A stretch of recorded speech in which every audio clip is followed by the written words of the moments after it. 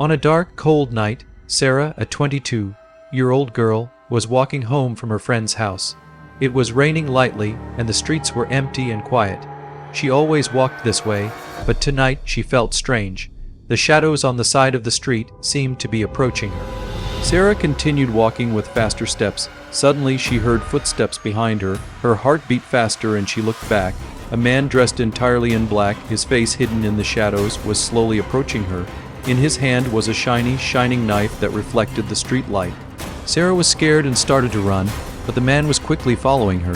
The faster she ran, the more she felt out of breath, and her legs became heavy. She looked at the dark, empty streets, but there was no one around to help her. At one point, Sarah turned into a narrow, dark alley, but the man was still following her.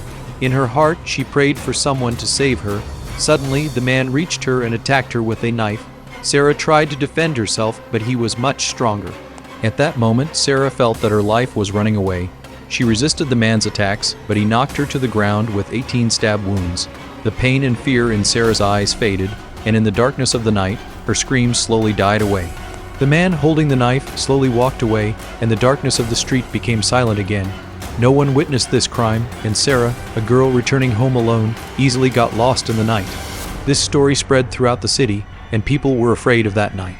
That night, the shadows never looked the same again, and the streets, in Sarah's memory, always remained dark and frightening.